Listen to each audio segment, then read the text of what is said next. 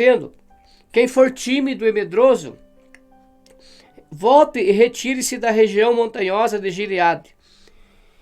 E desses que foram chamados de tímidos e medrosos pelo próprio Deus, pelo próprio Senhor, voltaram para suas casas 22.000 homens, restando 10.000 ainda para a batalha.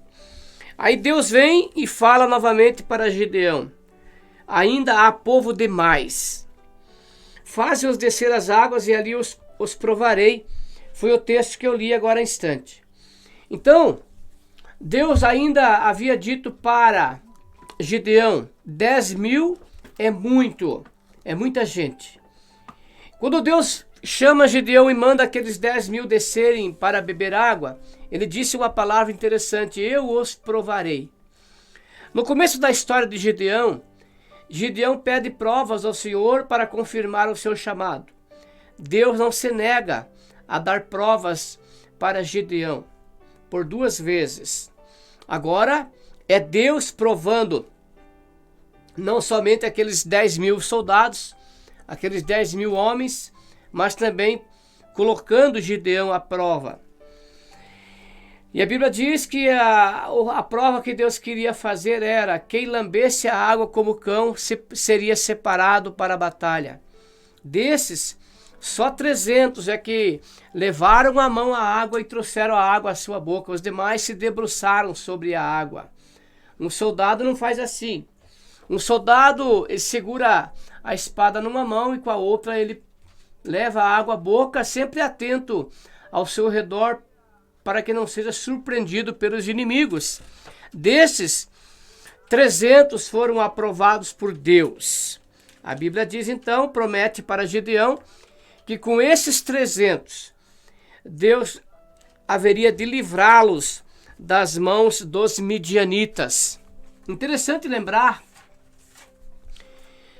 que quando Deus ele manda aqueles 300 se colocarem em posição de guerra, cercando o arraial, ele divide aqueles 300 homens em 3 grupos de 100. E cada um tinha na mão somente um cântaro e uma tocha acesa, não é? E Deus queria provar para Gideão que quem estava vencendo a guerra era ele. Deus havia dito antes: se vocês vencerem a guerra com os 32.000, vão dizer que venceram pelo seu próprio braço, pela sua própria força. Mas se vencerem a guerra com os 300 separados, vão reconhecer que a guerra foi vencida somente por minha graça, pelo meu poder. Então a Bíblia diz para nós que eles levavam nas suas mãos as trombetas e na outra mão, numa mão a trombeta e na outra mão ele levava os cântaros. Né? Eu falei tocha antes, mas não é tocha, é cântaros que ele levava. Numa mão trombeta, na outra mão os cântaros.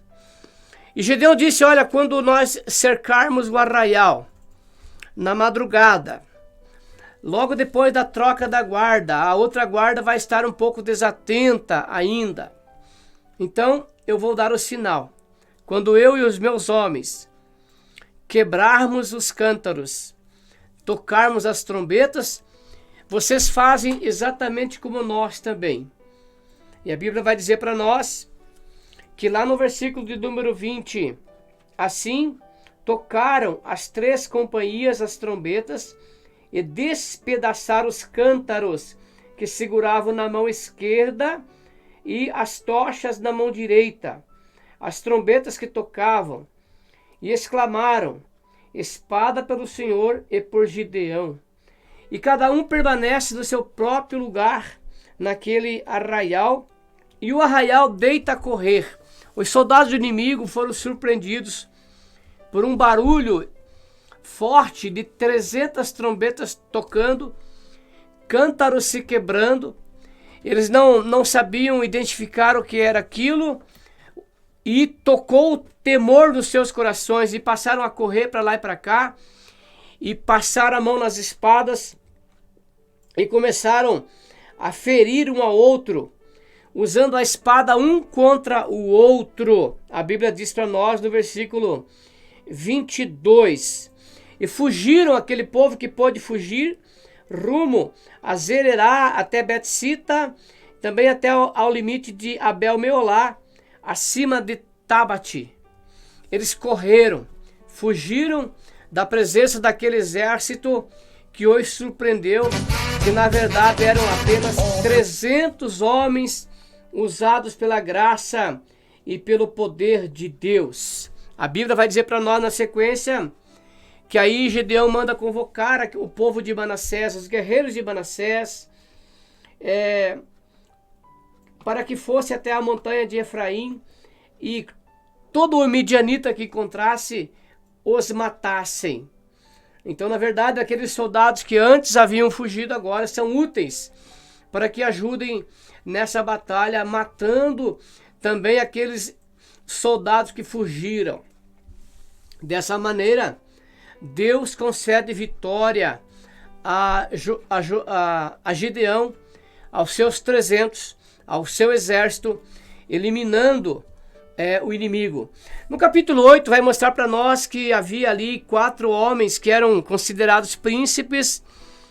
Todos foram perseguidos e mortos por Gideão e seus soldados. Dessa forma, aquele exército inimigo é eliminado. Não somente o exército, mas também os seus capitães, os seus líderes são derrotados e mortos também. A promessa de Deus havia se cumprido na vida de Gideão, de livrar o seu povo das mãos dos midianitas, não é? O texto mostra para nós na sequência, no final do capítulo 8, que Gideão recusa-se a governar sobre o seu povo. Ele não quer governar, não aceita esse convite para governar sobre eles, nem ele, nem seus filhos. E o capítulo de número 9, ele vai mostrar para nós uma triste sequência, uma história linda de Gideão, que começa uma história bonita, uma história feita de promessas, um homem que Deus fala, vai nessa tua força, homem valoroso. E realmente Gideão mostrou-se um homem valoroso.